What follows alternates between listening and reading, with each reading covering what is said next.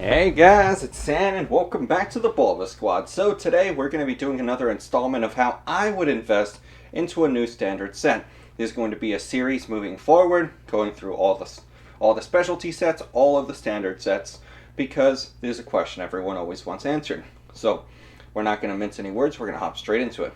All of the products that there are for Evolving Skies that I know of as of right now are the booster boxes, the build and battle kits, the ETBs, the Pokemon Center ETBs, the Build and Battle Kit Stadium Box, which comes with 2 Build and Battle Kits and has a giant Rayquaza on it, the Evolution Tins, which there are 3 of them, and the One Piece Blisters and the Sleeve Boosters. Those are all of the products I know of as of right now. Now, in tradition of what I like to do, I always organize them by risk levels into my primary, my secondary, and my tertiary investment. That is how I like to do it. You guys can do it however you feel like. Number 1, for what I believe is the primary asset, there's 2 items on the primary asset. Number 1, for what I think is probably the safest item right now, it's kind of tied. The Elite Trainer boxes and the Pokemon Center exclusive Elite Trainer boxes. And these two are not only tied with each other, they're actually pretty tied with the other one, which is number 2, the Build and Battle Kit, and the Build and Battle Kit Stadium Box. So let me elaborate on this. Historically, whenever there are Elite Trainer boxes that are created out there, the supply gets cut in half whenever we have 2 different kinds. Just like you see here with Evolutions. And whenever it's one set, one ETB, it'll become like the Vivid Voltage. The full supply is the one kind.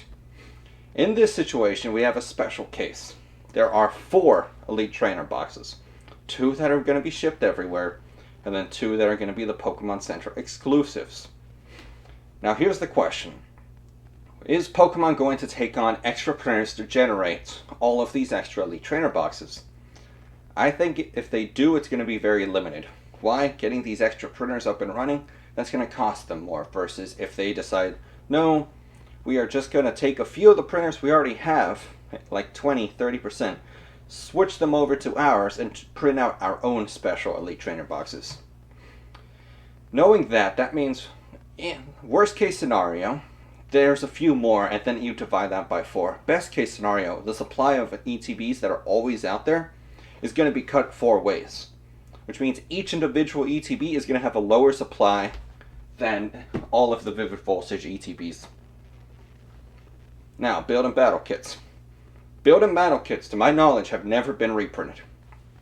The Stadium Box is 2 Build and Battle Kits stuck together. Knowing that, I believe those are even less likely to be printed than the Elite Trainer boxes. Elite Trainer boxes, they have shown they are willing to reprint. So I would almost argue that the Build and Battle Kits could be above the Elite Trainer boxes in terms of relative safety.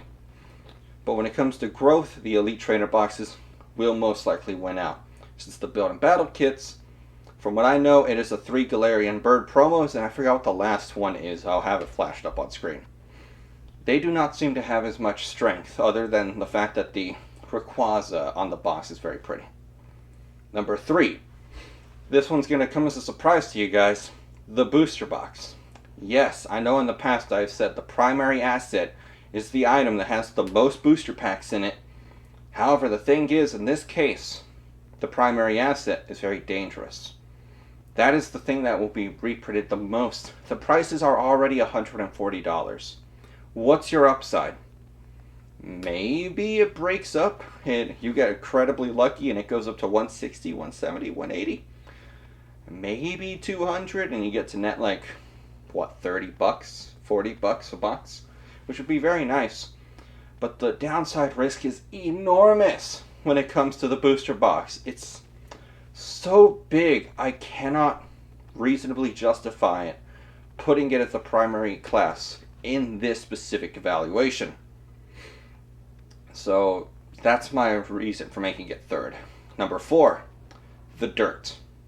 Number 5, the worms inside of the dirt. Number 6, the worm stool. And then way down at number 7, the tins, the blisters, the sleeve boosters.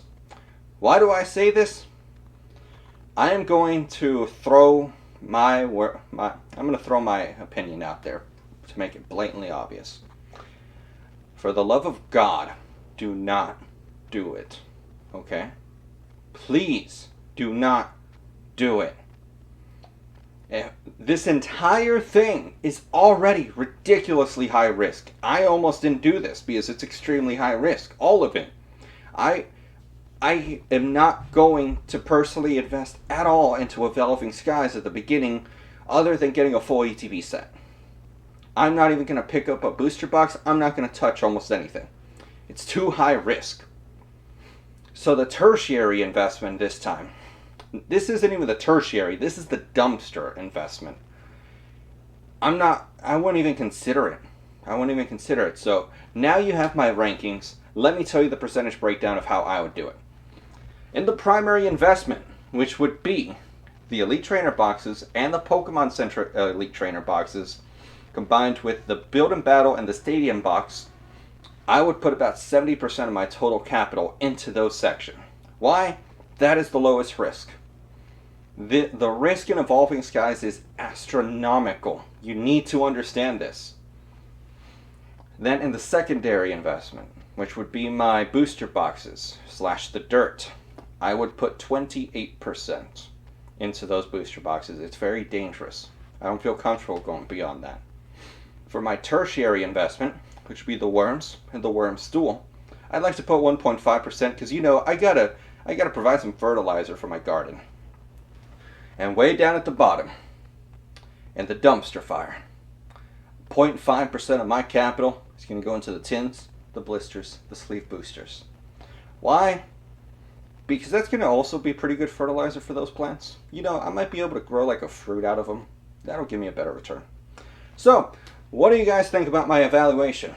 Do you guys think I'm being way too bearish, way too negative, maybe even cowardly? Or do you think this is a proper risk assessment and seeing how to properly manage the risk so as to leave yourself as little exposed as possible? So tell me, what do you guys think? Either way, that's perfectly fine with me. Give me that feedback. I like to see what you guys are thinking because it helps tailor the videos to you guys. So, thank you guys for watching this video, and I'll see you guys next time. Bye, guys.